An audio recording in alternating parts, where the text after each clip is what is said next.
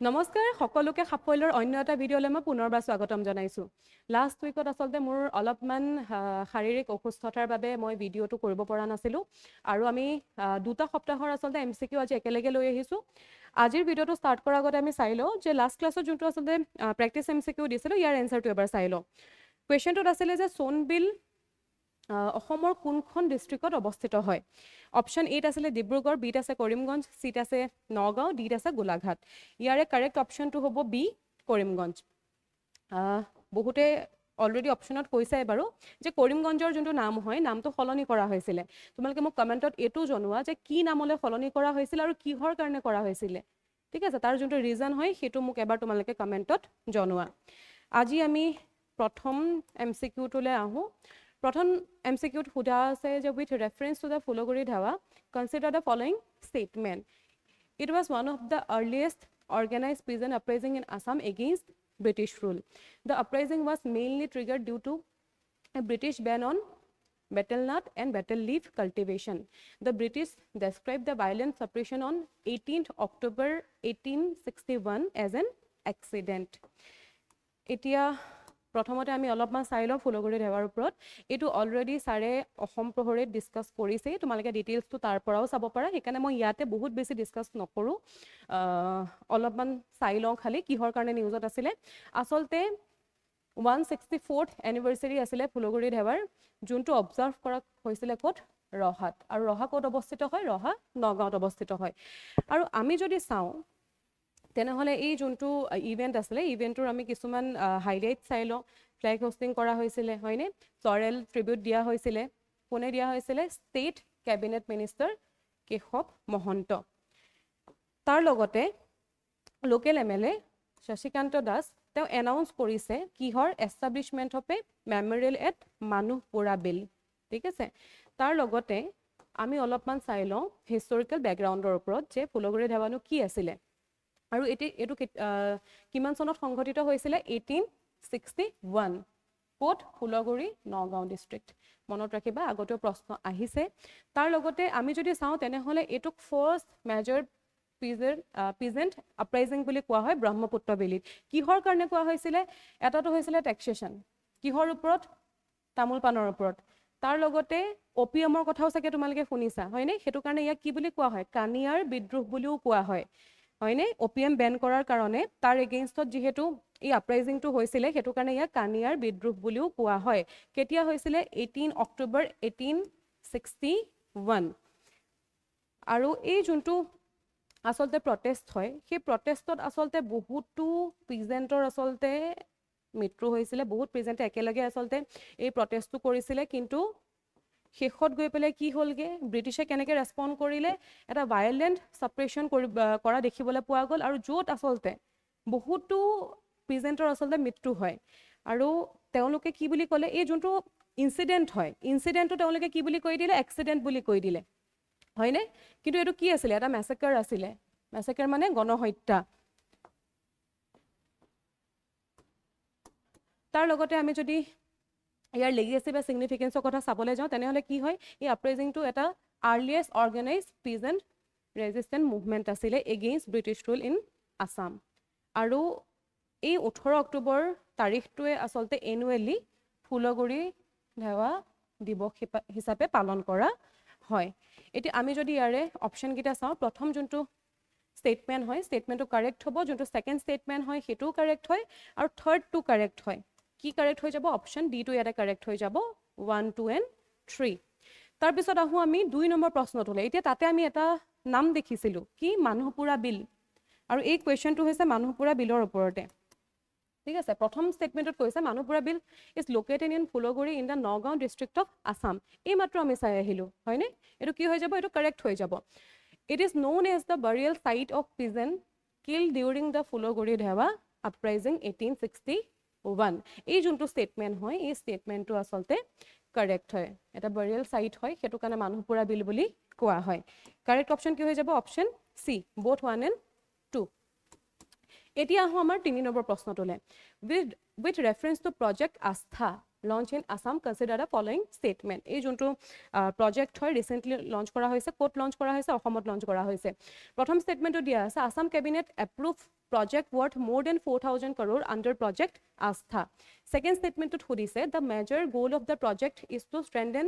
tertiary healthcare infrastructure in the state. The project focus only on private hospital and exclude medical colleges. প্ৰশ্নটো কৰাৰ আগতে ইয়াৰ আমি ডিটেইলছখিনি চাই লওঁ যিহেতু ইম্পৰ্টেণ্ট হয় এইটো ঠিক আছে প্ৰজেক্ট কি নামটো মনত ৰাখিবা প্ৰজেক্ট আস্থা কি সেক্টৰৰ কাৰণে হয় অসমৰ হেলথ কেয়াৰ সেক্টৰৰ কাৰণে আসাম কেবিনেটে এপ্ৰুভ কৰিছে কিমানৰ হয় 4,287 crore under project আস্থা মেইন যোনটো এম হয় এমটো কি হয় strengthening tertiary healthcare facility across the state. এটা এটা tertiary word to আহিছে যেহেতু আমি এটা চাইলো যে healthcare systemত আসলতে এটা 3 tier system আছে প্ৰথমটো যদি ক'বলৈ যাওঁ হেতু primary হয় primaryটোত কি হয় provide basic and preventive care তাৰ লগতে secondary levelত যদি চাওঁ কি হ্যান্ডেল কৰে specialized care আৰু যোনটো third হয় যেটো আমি এতিয়া পঢ়ি আছো tertiary level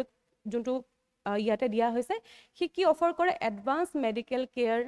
research tar logote super specialty service at institution like medical colleges and specialized hospitals etia tar logote ami sailo je ki initiative lua hoise infrastructure initiative code lua hoise Guwahati Medical College and Hospital jak ami shortly ki boli ko GMCH boli ko iate ami jodi saw tene hole eta modern reconstruction hua dekhibole puwa goise tar logote iate new design to include state of the art medical infrastructure state of the art mane asolte as of now based jikhini technology ase ke technology khini use kori pala asolte yate infrastructure khini develop kora hobo tar logote advanced treatment facilities aru logote upgraded patient service tar logote aru eta bostu sailo aru ki ase hekhiniu sailo তাৰ লগতে medical কলেজক ইয়াতে upgrade কৰা কথা কোৱা হৈছে যেনেকৈ Dibrugarh and সিলচাৰ medical college ইয়াতে কি কৰা হ'ব স্মাৰ্ট ক্লাছৰুম মডাৰ্ণ ল্যাবৰেটৰী তাৰ লগতে focus on promoting digital learning and high quality medical education তাৰ লগতে Srimanta Sankardev university of health science তাতো কি কৰা হ'ব ডিজিটেল ইনফ্ৰাষ্ট্ৰাকচাৰ প্ৰভাইড কৰা হ'ব আৰু তাৰ লগতে একাডেমিক মেডিকেল ৰিচাৰ্চ আৰু এডমিনিষ্ট্ৰেটিভ এফিচিয়েন্সিটো এনহেন্স কৰা হ'ব তাৰ লগতে ফোকাস অন হিউম্যান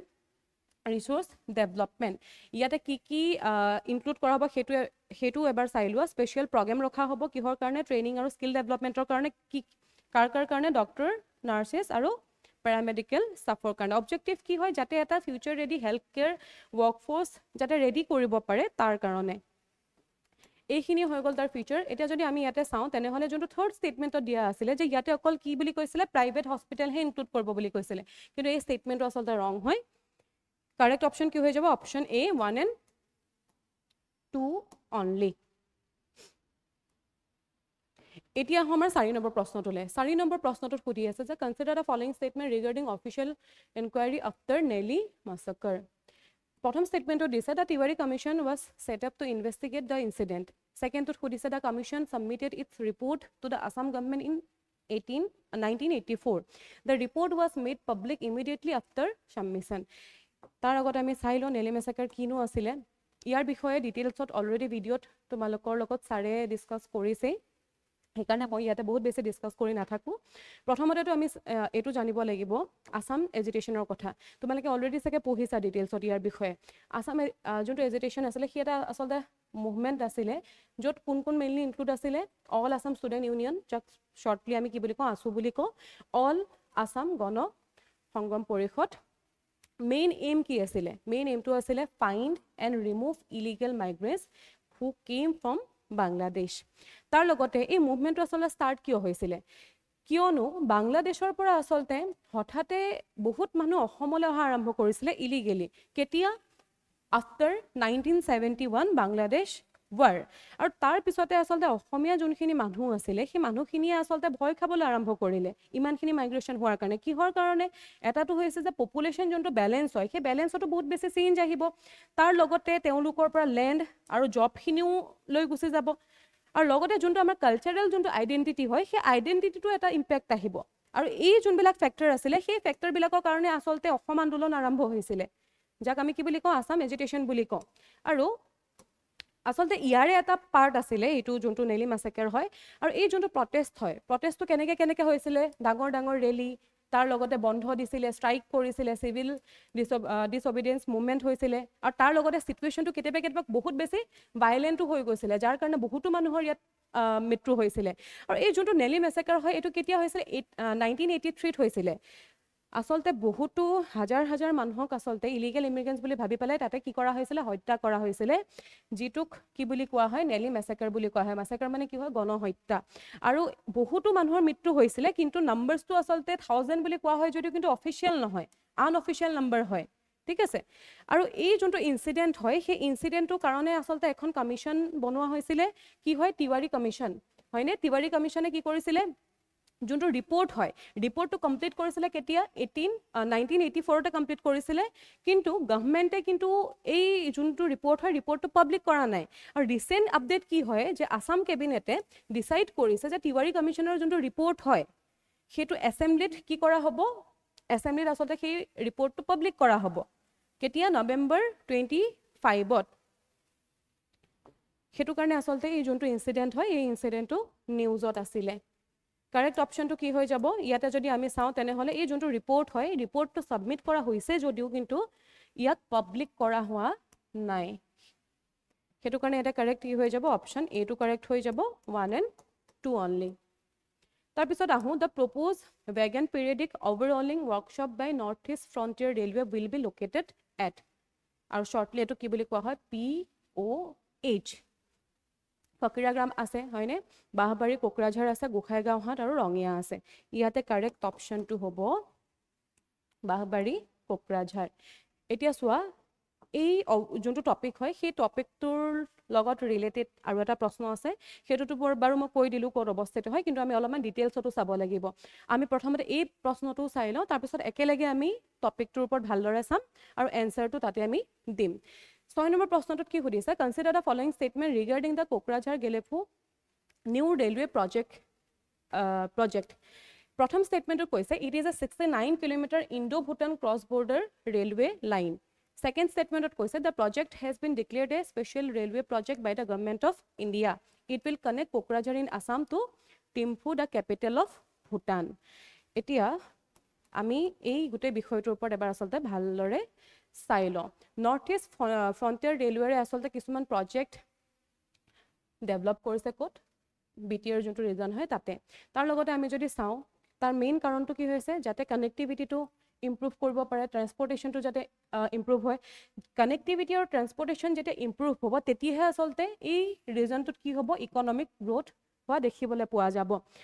তাৰ লগতে প্ৰথমতে আমি কি চাইছিলোঁ wagon POH workshop at Bagbari Kokrajhar আৰু এই যোনটো প্ৰজেক্ট হয় তাৰ মেইন পাৰপাছটো কি হয় লজিষ্টিক আৰু ৰিপেয়াৰ হাব তাৰ লগতে জব স্কিল ডেভেলপমেণ্ট অপৰচুনিটিও ইয়াতে ক্ৰিয়েট কৰা হ'ব কিহৰ কাৰণে লোকেল ইউথ সকলৰ কাৰণে তাৰ লগতে ইয়াতে যদি আমি ফিচাৰছখিনি কথা চাবলৈ যাওঁ তেনেহলে টোটেল 2005 বিঘা মাটিত আচলতে বনোৱা হ'ব কষ্টটো তোমালোকে ইমান মনত ৰাখিব নালাগে ইমান ইম্পৰ্টেণ্ট নহয় ফেজ 1ত কিমান দিয়া হৈছে এপ্ৰক্সিমেটলি 256 crore তাৰ লগতে কেপাসিটি যদি আমি চাবলৈ যাওঁ তেনেহলে প্ৰথম অৱস্থাত 75 wagons per month ইয়াতে কেপাসিটি হয় এটা wagon মানে কি হয় আচলতে এই বস্তু বাহনী কঢ়িওৱা বা জীৱ-জন্তু কঢ়িওৱা যোনবিলাক গাড়ী থাকে তাৰ কথা আচলতে কোৱা হৈছে আৰু পিছলে 250 wagons per month কৰা হ'ব তাৰ পিছৰটো আমি চাই যাওঁ কোকৰাঝাৰ গেলেপুত নিউ ৰেলৱে লাইন প্ৰজেক্ট এইটো কানেক্টিভিটি ইমপ্ৰুভমেন্টৰ কাৰণে কৰা হৈছে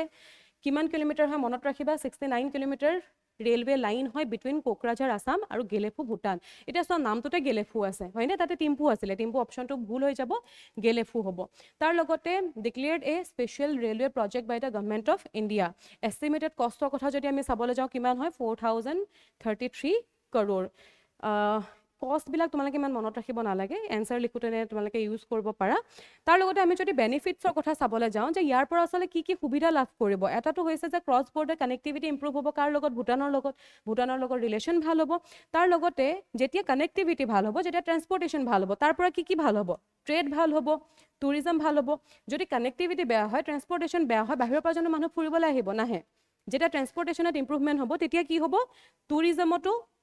এটা বুষ্ট আহিব আৰু তাৰ লগতে ৰিজনাল কোঅপাৰেচনটো খুব বেছি ইয়াতে হেল্প হোৱা দেখিবলৈ পোৱা যাব মেইনলি তোমালোকে মনত ৰাখিবা যে কানেক্টিভিটি ইম্প্ৰুভ হ'ব আৰু কানেক্টিভিটি ইম্প্ৰুভ হোৱাৰ লগতে ট্ৰেড টুৰিজম এইবিলাকতো ইম্প্ৰুভমেণ্ট দেখিবলৈ পোৱা যাব তাৰ লগতে ৰেলৱে ষ্টেচনবিলাকক মডাৰ্ণাইজ কৰোৱাৰ কথাও ইয়াতে কৈছে অমৃত ভাৰত ষ্টেচন স্কিমৰ আণ্ডাৰত বহুতখিনি ষ্টেচন কি কৰা হৈছে ইনক্লুড কৰা হৈছে কোকৰাঝাৰ ফাকিৰাগ্ৰাম গোসাইগাঁও এইখিনি আচলতে আপগ্ৰেড কৰা হ'ব কি কৰা হ'ব ৱেটিং হল ক্লিন আৰু কমফৰ্টেবলকৈ বনোৱা হ'ব তাৰ লগতে টয়লেট যোনখিনি ফেচিলিটি হয় প্লেটফৰ্ম ফেচিলিটি হয় সেইখিনিক ইম্প্ৰুভ কৰা হ'ব lift escalator wifi clear signboard এইবিলাক ইম্প্ৰুভ কৰা হ'ব তাৰ লগতে স্পেচিয়েল টয়লেটো বনোৱা হ'ব মেইনলি ডিফাৰেণ্টলি এবল পেচেঞ্জাৰৰ কাৰণে আৰু তাৰ লগতে easy connection to bus and metro' service তাৰ লগতে design reflecting local culture and architecture তাৰমানে এই ষ্টেচনৰ আপগ্ৰেডেশ্যনৰ যোগেদি লোকেল যোনটো আচলতে কালচাৰ হয় আৰু আৰ্কিটেকচাৰ হয় সেইটোকো আচলতে ইয়াতে এনহেন্স কৰা হ'ব এতিয়া আমি যদি চাওঁ প্ৰথমটোত অপশ্যন বিটো কাৰেক্ট হ'ব হয়নে আৰু তাৰ পিছৰ যোনটো আমি প্ৰশ্ন চালোঁ তেনেহ'লে থাৰ্ড ষ্টেটমেণ্টটো ইয়াতে ৰং হৈ গুচি যাব যিহেতু টিম্ফু নহয় কি হ'ব এইটো গেলেফু হ'ব এইটো কাৰেক্ট হ'ব প্ৰথমটো বি আছিলে আৰু তাৰ পিছৰটো এ হৈ যাব এতিয়া আহোঁ আমাৰ 7 number প্ৰশ্নটোলৈ With reference to Operation Prabhat, consider the following statement. The operation was led by IGP Dr. Partha Sarathy Mohanto of the Assam Police, STF. The operation resulted in arrest of 8 suspects, including a Bangladeshi national. এতিয়া এইটোৰ লগত related আকৌ আমি দুটা প্ৰশ্ন লৈছোঁ এটাটো হৈ গ'ল এইটো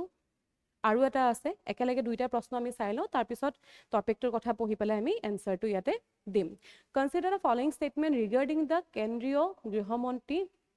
দক্ষতা পদক প্ৰথম ষ্টেটমেণ্টটো দিয়া আছে it was instituted by the ministry of home affairs in 2024 to recognise excellence in special police operations the award is announce every year on October 31st, the birth anniversary of Sardar Vallabhbhai Patel. এতিয়া ইয়াতে চোৱা আমি দুটা প্ৰশ্ন চালোঁ আৰু আমি এই টপিকটোৰ ওপৰত একেবাৰতে চাই লওঁ তাৰপিছত আমি এনচাৰটো চাগে সকলোৱে দিব পাৰিম আসাম পুলিচ STF উইংছ কেন্দ্ৰীয় গৃহমন্ত্ৰী দক্ষতা পদক 2025 সেইটো কাৰণে আচলতে এইটো নিউজত আছিলে দ্য স্পেচিয়েল টাস্ক ফ'ৰ্চ যোনটো শ্বৰ্টলি কি বুলি কোৱা হয় STF বুলি কোৱা হয় অসম পুলিচৰ এই যোনটো বঁটা হয় এই বঁটাটো লাভ কৰিবলৈ সক্ষম হৈছে কিহৰ কাৰণে for its successful operation name operation Prabhat সেইটো কাৰণে অপাৰেশ্যন প্ৰভাতটো আচলতে ইয়াতে ইম্পৰ্টেণ্ট হৈ যায় আৰু এই যোনটো এৱাৰ্ড হয় সেই এৱাৰ্ডটো কোনে দিয়ে মিনিষ্ট্ৰী অফ হোম এফেয়াৰ্ছ কিহৰ কাৰণে দিয়া হয় to recognise outstanding police work আৰু কেতিয়া এনাউন্স কৰা হৈছে অক্টোবৰ 31st কৰা হৈছে যিটো কি হয় বাৰ্থ এনিভাৰ্চাৰী হয় চৰ্দাৰ বল্লভভাই পেটেলৰ এতিয়া আমি চাওঁ অপাৰেশ্যন প্ৰভাতৰ ওপৰত অপাৰেশ্যন প্ৰভাত আচলতে কি হয় টাৰ্গেটেড আৰু dismantle a jihadi network working across Assam West Bengal আৰু Kerala the network was link to the ban Ansarullah Bangla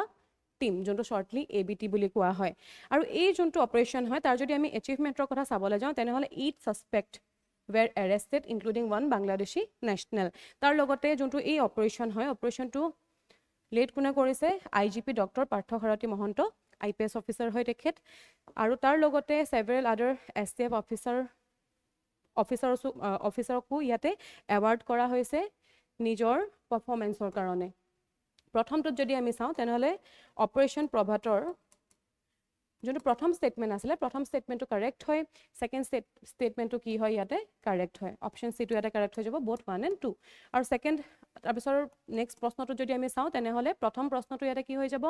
correct হ'ব ছেকেণ্ডটো ইয়াতে কি হৈ যাব কাৰেক্ট হৈ যাব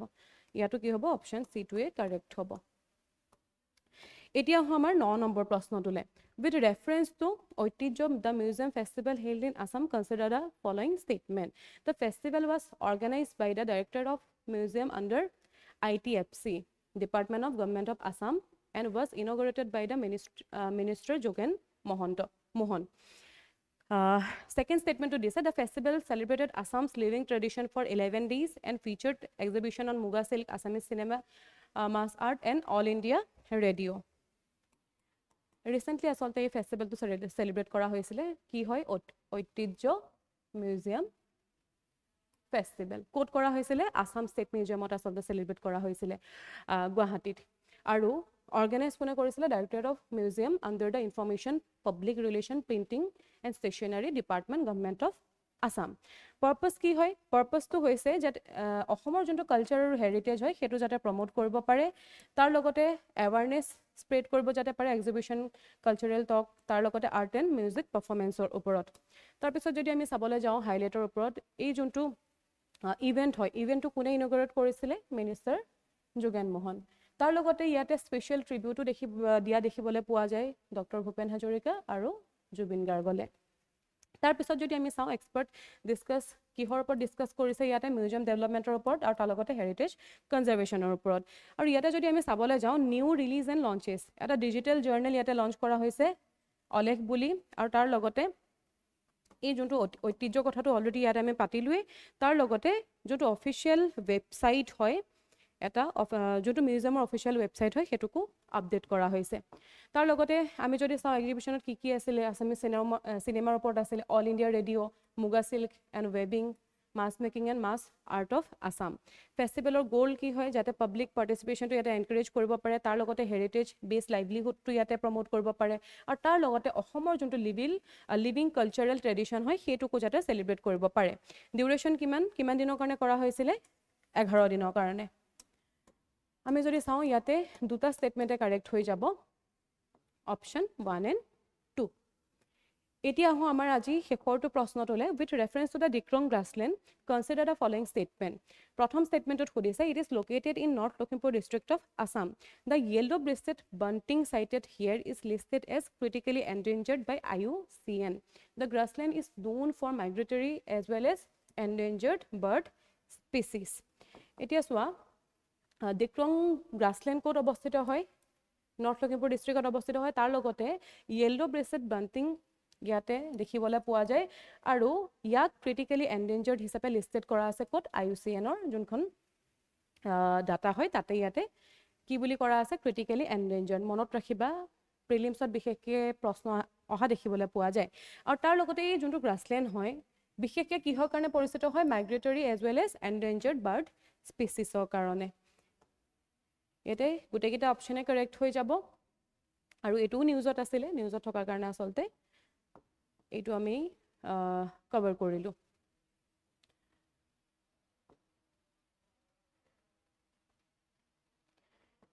এতিয়া তোমালোকলৈ এটা প্ৰেক্টিছ MCQ আছে পাভ ৱাইল্ড লাইফ চেঞ্চুৰীৰ ওপৰত ইয়াৰ যোনটো এনচাৰ হয় এনচাৰটো তোমালোকে কমেণ্ট বক্সত দিবা প্ৰথম ষ্টেটমেণ্টত সুধিছে যে it is located in the Lakhimpur district of Assam it is primarily a conservation area of endangered wild water buffalo it is situated near the northern bank of Subonkheri river তোমালোকে ইয়াৰ যোনটো এনসাৰ হয় এনসাৰটো কমেন্ট বক্সত জনাবা আশা কৰো সকলোৰে সকে পঢ়া ভালে ভালে চলি আছে পৰীক্ষালে বেছি দিন নাই সেইকাৰণে ভালদৰে পঢ়ি যোৱা সিৰিয়াসলি পঢ়ি যোৱা আৰু নেক্সট ভিডিওত আমি আকৌ লগ পাম এই যোনটো প্ৰেক্টিছ MCQ হয় তাৰ এনসাৰটো তোমালোকে কমেন্ট বক্সত দিবা আৰু এটা প্ৰশ্ন সুধিছিলো মই শ্ৰীভূমি নামটো কিয় শ্ৰীভূমি বুলি মই কৈয়ে দিলো